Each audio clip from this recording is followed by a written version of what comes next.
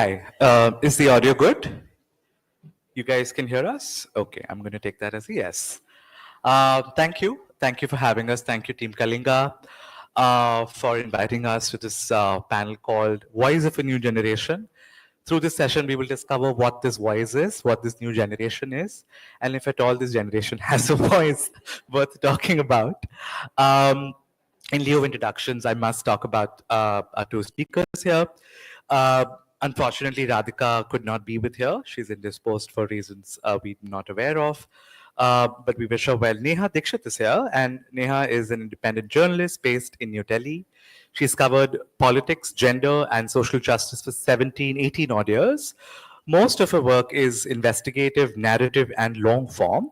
She's reported for Al Jazeera, The Washington Post, The New York Times, The Caravan, The Wire, and other notable publications. She won, of course, the Kalinga debut nonfiction book of the year. So many congratulations to her for her book, The Many Lives of Saida X, The Story of an Unknown Indian, and has won other awards for her journalistic work. So welcome Neha. Also with us is Anisha Lalwani, who is the writer of a debut novel called Girls Who Stray that I had the great pleasure of publishing at Bloomsbury. I'm her editor and publisher. But today I'm going to try and play interlocutor and be fair to both my speakers. Anisha has lived in Bombay, Delhi, Bangalore, and London. She has a master's degree in literature from Mumbai University.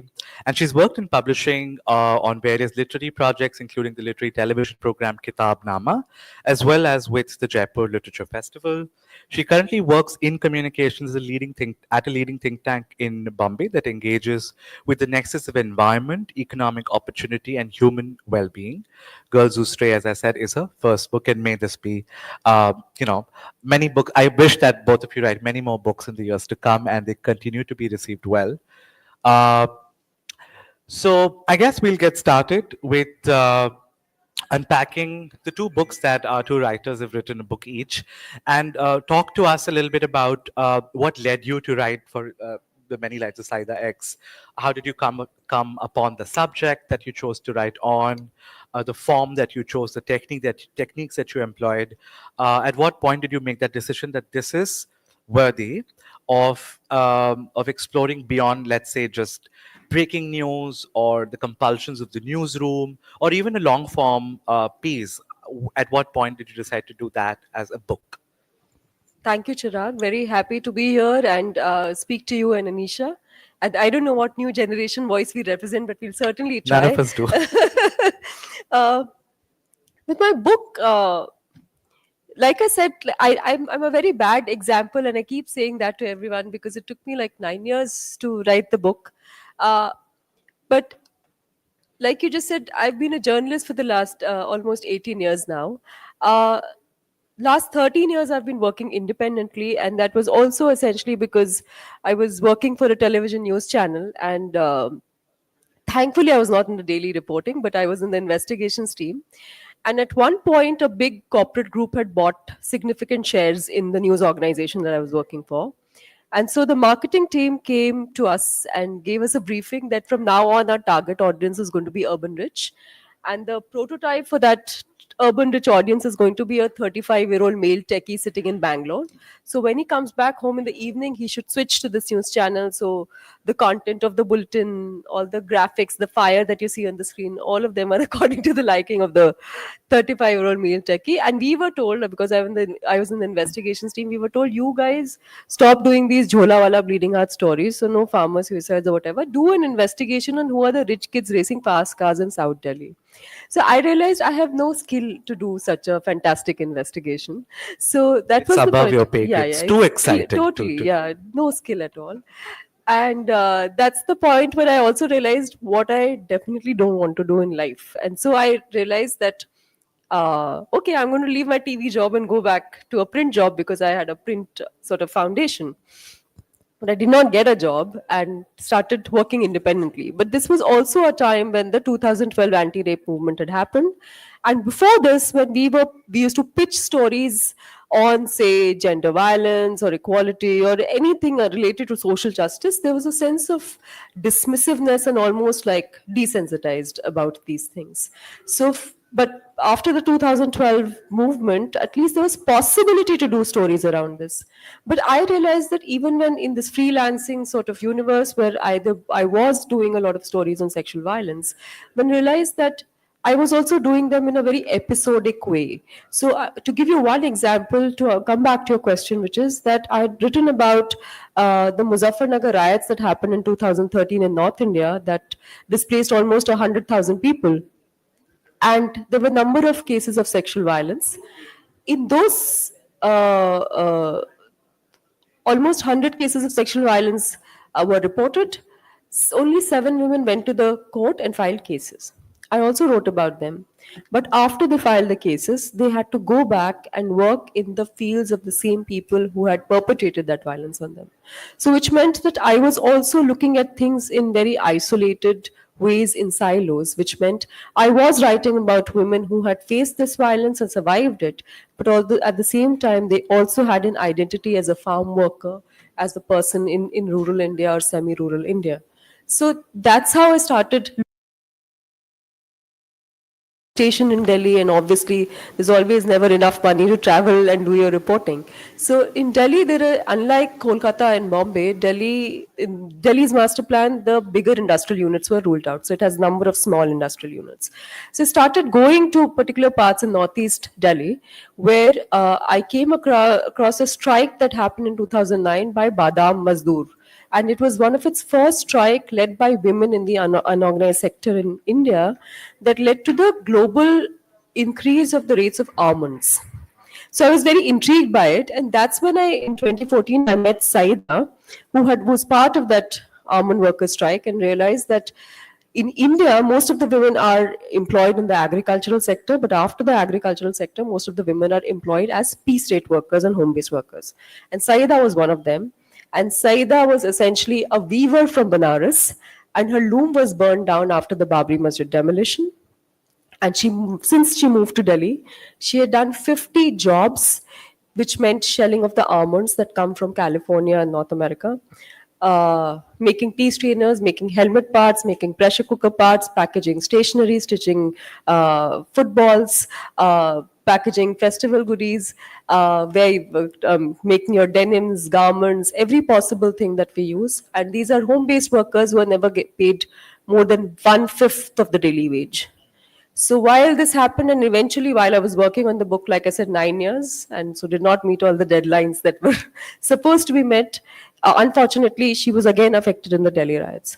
So that's how a lot of these things came together. And like you said, the motivation, because then one actually got a chance to look at number of intersections which are not just related to majoritarianism or plurality, but also about urban poverty, migration, labor, and gender. So there was possibility to write all of this. So because I could not do that investigation on rich kids, this happened. No, I'm glad it did, and I hope it takes you much less time to write your next book. And I have the same thing to say to you. It took you 8 years. I'm aware that it took you 8 years to write Girls Who Stray. So talk to us about at what point you decided to tell the story you did in fictionalizing this unnamed protagonist of yours in Girls Who Stray, and telling the story that's set partly in Jorbagh, partly in Noida, which is a combination of seedy crime and real estate dons and magnates. It's also got coming of age. It's about the mistakes we knew we shouldn't have made, and it's also a very pacey thriller. So you're also combining many genres. At what point did you decide that this is a story I want to tell, and I'm likely to take 8 years to tell this story? Yeah, so yeah, like you said, it took me a very, very long time.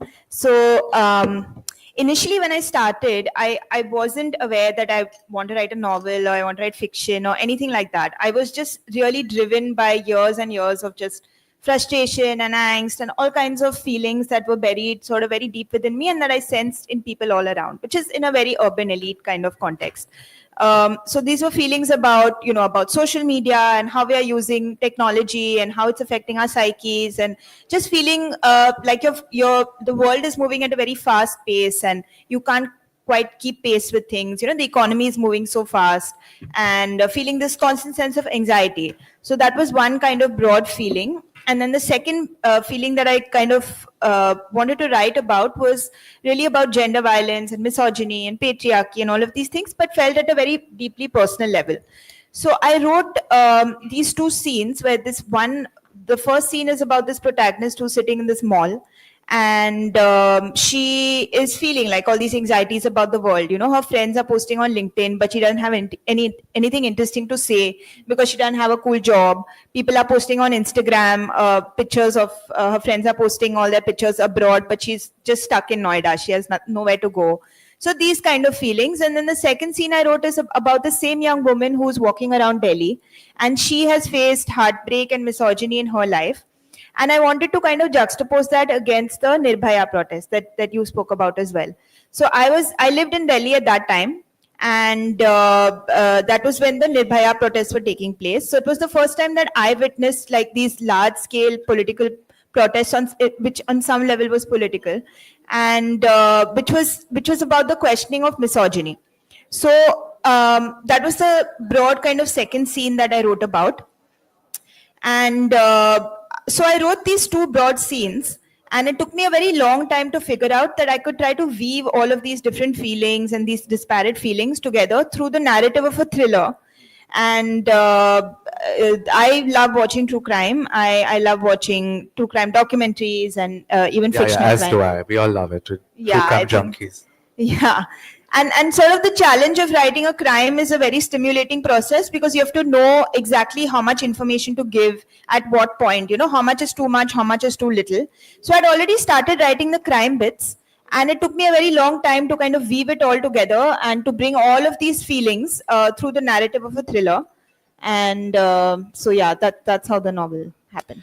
And I have the same hope for you that may you take much less time to write your next book as well. For those of you who've got your phone on the ring mode on, if you can just silence them. And if you want to step out for a chat, please do and come back in. Do you want to add to that? Yeah. The two of you, both your books are based in Delhi.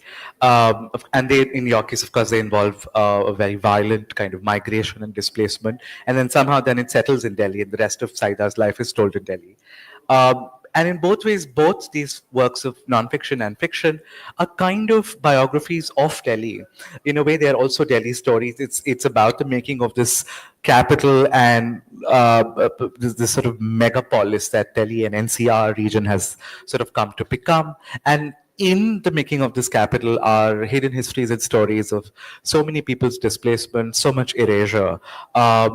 So talk to us about, Neha, maybe we can start with you, about the Delhi that you've seen over the years, and how this is also the story of a capital city underneath which is running this sort of big violent story, many violences all at the same time. Thank you for that. May I ask the desk to be a little quiet? The volunteers, if you could just you please- lower your Yeah, voices, it'll yeah. help us. Yeah, thank you. Sorry, coming back to what you asked. Yeah, because Delhi, like I said, each time this conversation about Delhi, I did not grow up in Delhi. I grew up in Lucknow. But when you come to Delhi, like all the Delhi walas have this conversation, Are Delhi ki galiyan or ye Chandni Chowk ka khana, and all the Mughal history, and of course, and then the other contemporary conversation is about the power corridors and the government and the ministers and whatever. But also the possibility of, seeing that same history through the eyes of the people who actually come and settle there. I mean, and there's a huge working class population that comes, and there are estimates that say that out of the lakhs of people who come to Delhi every day, 35,000 stay back and never go. So, and these are the people who have kept the city going in many ways, right? And so that's the Delhi that is not reflected in this history or the documentation of the great Delhi national capital that we know. So in this case, Saida, Saida, when she came from Banaras, she lived in Chandni Chowk, but she was working at the Gadodia market, which is the spice market.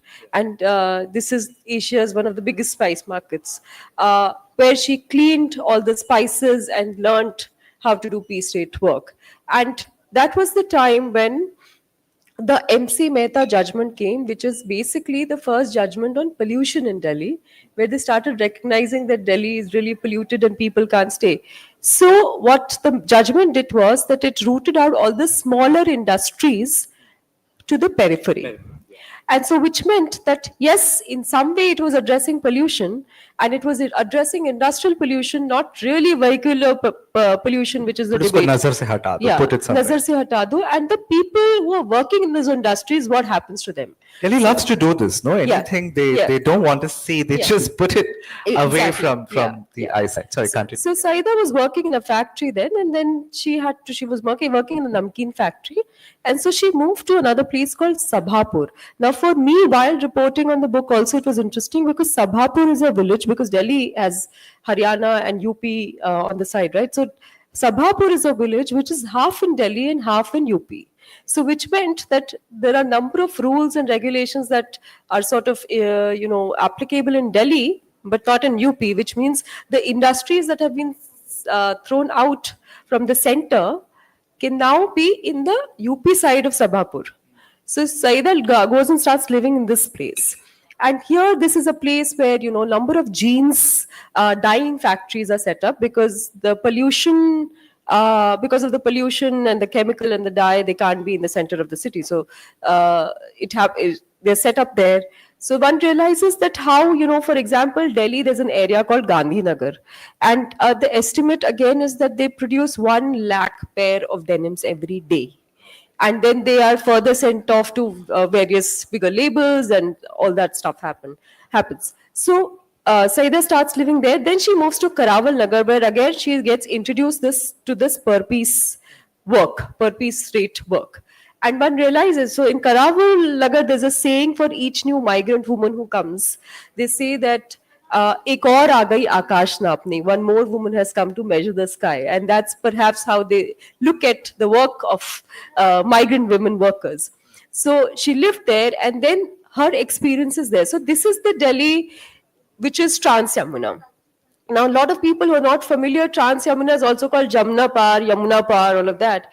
And so earlier, all the capitals were on the other side of Yamuna, and this Trans Yamuna was flood prone.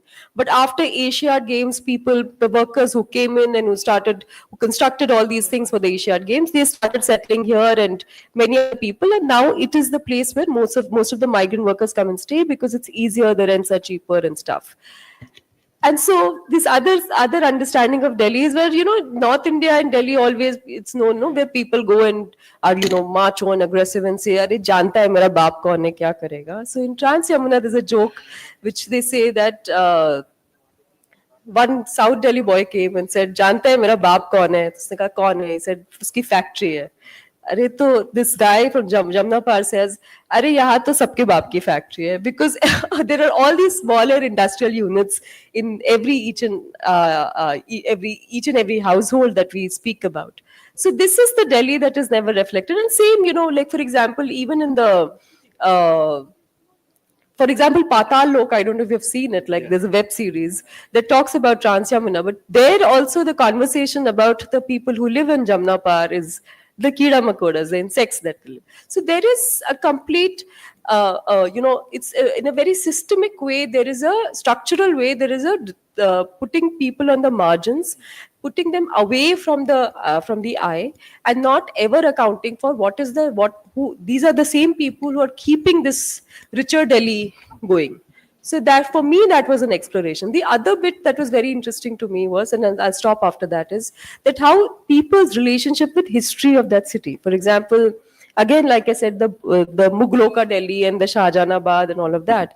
So it is often spoken about. I met somebody called Nisha Radiowali. She's also a person I've spoken about in the book.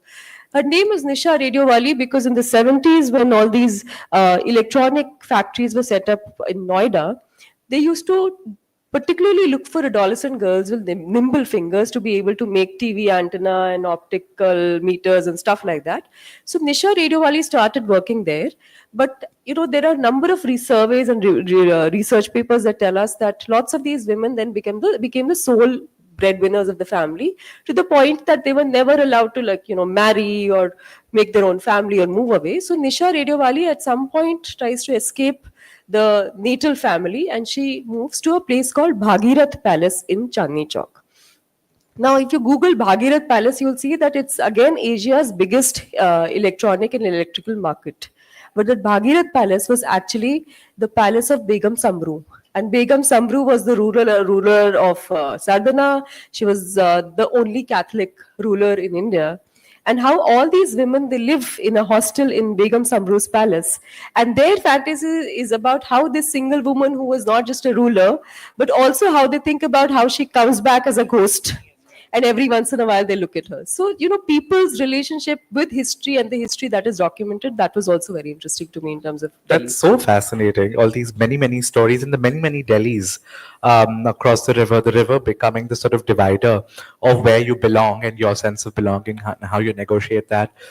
Anisha, tell us about the Delhi that you built, the Delhi that you created at the NCR, Noida world that you built, and how you decided to fictionalize this world, the sense of alienation. Because I think here, in your work, there's a middle class lens.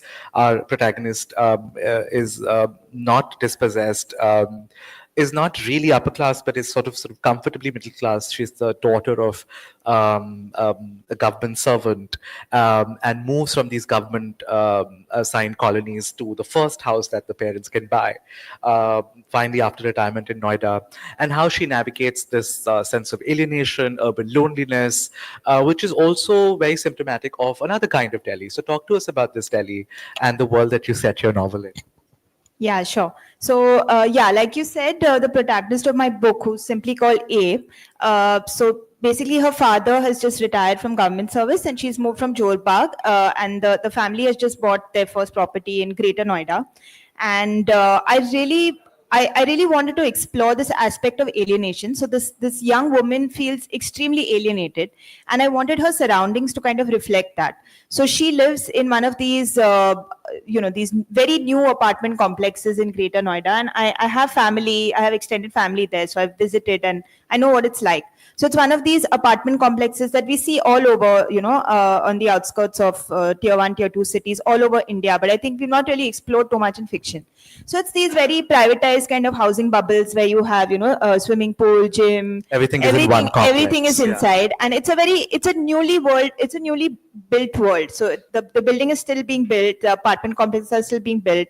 So there's no sense of community, of course. There are no neighbors even. I mean, it's a very new world. So I wanted that environment really to reflect her own alienation. And later on in my book, as she's kind of, like I said earlier as well, she experiences misogyny. So the story is that she has an affair with a property developer who's much older than her. And things happen and he distances himself from her after the crime that they are both involved in. And she feels this deep-rooted sense of misogyny. And like I said earlier, so there's this long scene where she's walking through Delhi and she's kind of musing on her own heartbreak and the misogyny and the misogyny that she has faced. And I really wanted to, like I said, juxtapose that against the broader misogyny of the city, of the country, and that moment of time where there were huge public protests in Delhi, which was this broad political questioning of misogyny, right? So that is when I brought in a lot of aspects about Delhi. Sexual violence. Yeah, where I kind of, so I'd go a little bit into sort of women rulers in Delhi and the history of all of that, and try to kind of juxtapose that against her own kind of feelings about women and misogyny. So that's where I really kind of explore the city in those scenes. I So see. yeah. And you do that beautifully, and in a very disturbing way as well. You come to see and acknowledge this Delhi that you don't think about in your daily life when you live in Delhi. You don't sit and reflect upon, oh, this is the city I live in, and these are the Delhis within Delhi, because one just sort of carries on with one's day to day. And back to you, Neha, how does one sort of navigate this positionality, right? The class you come from, the privileges you may have had or not, and then sort of choose to sort of work with a subject who does not share the journey that you've had. How do you navigate the ethicality of it, and you know how not to cross that line?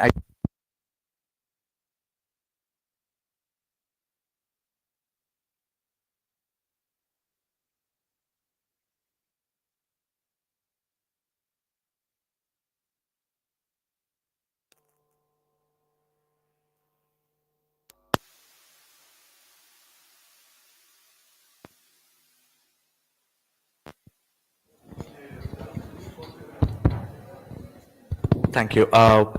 We have little time, I'm told. So, briefly, just thoughts on how to navigate, you know, subjectivity, positionality. Okay, I understand you asked me this because the book is a non-fiction book for a lot of people who are not familiar. So it is, see, one thing is, like I said, I'm a journalist, and this is what my training has been, to report about what is actually in public interest.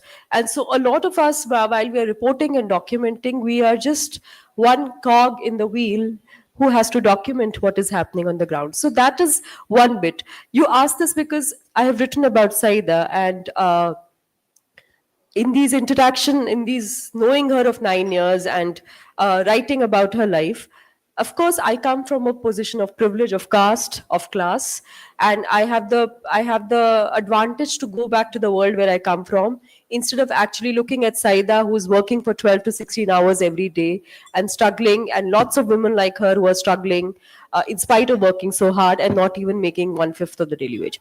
So for me, uh, like I said, Saida, started writing about Saida because she was very open to the idea that she wants to share things about herself. Initially, my book, when I'd done my preliminary research, the book was supposed to be about two women. But later on, Lalita was also mentioned in my book. She was from the Musahar community and displaced, and so a lot of home-based workers don't want to say that they are workers. And one thing I say in this context is because when you go to women and you ask them, do you work? They say, no, I don't. And then you say, no, but I see you stitching these footballs. And they say, no, this is just to buy groceries for today. And so there's also a question of self-worth there, where men would sit and not take up any work till they're paid for those 8 hours, but women would take up any work. And so in this case, anyway, the media expects us as a journalist, the media organizations that I want to report for, or perhaps was reporting for, want me to write about the urban rich. So here, in terms of public interest, of course, I'm going to write about this. The ethics of this is like, for example, there are several cases against Saida, her family members. And so one was very clear that I'm going to make sure that her identity is not revealed. So we've changed names in the book. But at the same time, every possible thing that I've reconstructed from her life, she's very familiar that I am going to use it. Sometimes she also knows that I have spoken about Saida's own patriarchy against her daughter, because the daughter told me so. So everything has been corroborated. She's very much there now, and she's literate. So I'm waiting for the Hindi edition to come and for her to read. But also because Saida's very familiar, but she was also disappointed looking at the book cover, because she's a big fan of cinema, and she said, "ये क्या किताब के ऊपर पेचकस बना दिया?" Basically, बहुत बुरी बात। हाँ, बहुत बुरा, कुछ ऐसे बॉलीवुड पोस्टर होना चाहिए था. So of course it's there. Structurally, I can't say that there is anything, but at a personal level, one has done all the possible safeguards and tried to make sure that I'm replicating what is being told to me. Thank you. That's very well put. I obviously have more questions for you, but in the interest of time, I want to open it up to audience members if they have questions. I see there's a gentleman here in the third row. Could we give him a mic if one of the volunteers could just help us? We'll quickly gather questions, bank them, and then have the authors, and also specify who this is for and your name and what you do. Good afternoon. Ma'am, my question is for you. First, what's your take on India's brilliant performance in the Freedom Press Index? And second part is, a couple of days back, Government of India came with an RTI Amendment Act, Personal Privacy Protection. So as an investigative journalist, when you have this threat on you that if you publish something which has not been consented with the person, in the case of scam or something, you could be endowed with a defamation suit for 500 crores. So as a journalist, how do you feel about these two things? On the Press Freedom Index. Yeah, and, yeah, I already have 3 cases against me, so that answers the last bit of your question. but we'll just gather more questions. yeah. So sorry. Any more questions? And we try and keep them brief. And Another thing, if you're still in touch with the Wire, say thank you to Karan Thapar on my behalf. you had a question? Yes. You have to forgive me for rushing through this. Yes, you have a question. Hello, ma'am. I'm Divyansh, and I'm from Bhubaneswar. It's great to finally have some journalism of you, but seeing that during the UPA time, the wave of the journalism free, there was a different kind of freedom there, which right now in many institutions you are seeing is declining, is completely dead in some way. It's done, not there. So sometime is there kind of a, you see that there is a cynicism and you are praying every day for a hope that we get that freedom again, and we do not discuss about India's Got Talent. Is there 9 hope? AM. Okay, is there hope is the question. Okay. And to the gentleman's question, you want to take both of them? Yeah, quickly. One is, of course, India has done abysmally bad in the Press Freedom Index. We have gone down. There is a lot of censorship. And just combining your question with this is that, let me just say, journalism is always anti-establishment. A lot of us have reported, and no political party has liked what we have done, and we were told that when you report something and you get a legal notice, it's a badge of honor. So no establishment, no political party likes it. What has actually definitely changed in the last 10 years is that now journalists are also slapped with criminal cases and law and order cases, which take a longer time in the court. So that's like punishment multiplying in many, many ways. So and you can see the same template that was used by various political parties during COVID while reporting on PPE kit and oxygen, lack of oxygen cylinders and stuff, where various political parties had filed such cases on journalists. So let me just say that this is not particular to one political party, but the way the punishment is being meted out is certainly different. Okay, any more questions? Right. I have a question for you, Anisha. You've taken real news events, right? Real events that we've lived through, witnessed, been part of, or observed from the sidelines, such as the Nirbhaya protest, right? And also a lot of, real things that have, there's this sort of Nithari case that the novel loosely borrows from and then sort of takes it slightly ahead. So real cases, real news events that pop up that, maybe we pay attention to. If they survive the news cycle and our attention economies, then perhaps we sort of meditate on it for slightly longer if they sort of snowball into big events, right? How important for you was it for you to sort of take these real events and put fact and fiction in bed together, right? And then sort of take liberties with it, right? So what do you do with these real news events and real situations, and how do you then fictionalize them? So so my like I mentioned earlier, my book is a thriller. So it's about this young woman who gets involved in a double murder, and then nothing happens. I very much wanted to discuss that state of being where you're involved in a crime, but then nothing happens for a very long period of time. And the more I wrote about it, the more I realized it was very close to the Nithari Noida serial murders, which really were exposed in 2006, where the bodies of very poor kids, they were found in the backyard of this very wealthy man's house, Moninder Singh Pandher. And basically the parents kept trying to file FIRs. They were poor, from a slum nearby, but because they were poor, the cops kept dismissing them. So the more I wrote about it, the more I realized I was really, really wanting to write about inequality, really, and really wanting to write about the sense of guilt. So I wrote about the Nithari case, but it's really from the angle of somebody who's involved in those crimes. It's not so much about the facts of the crime, or it's not a police procedural in the sense that who is involved and the mechanics of it, but it's more about the feelings about somebody who's involved in a crime involving poor children, and she herself is privileged, upper middle class, and then she doesn't do anything about it. So it's more about these exploring these internal feelings. And similarly with the Nirbhaya case as well, it's more about exploring very internal, deep, fundamental feelings within you against these much broader political political moments. So they're happening in the backdrop and they help Yeah. tell you that story. Yeah. We don't get into the nitty-gritties of these sort of real events. They help actually tell your story.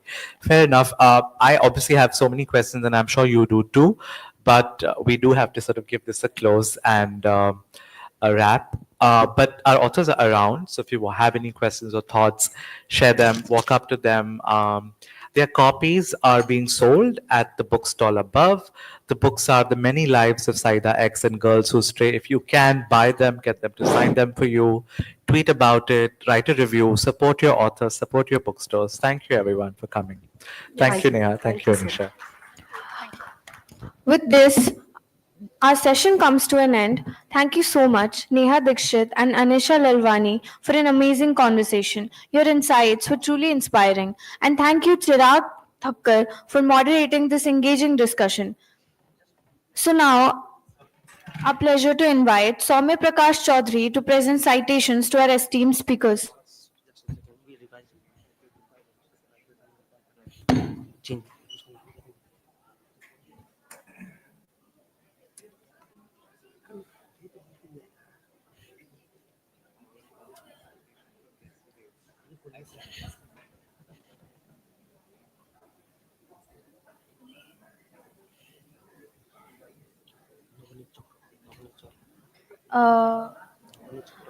So now I invite Navaneel Chakraborty to present citations to our esteemed speakers.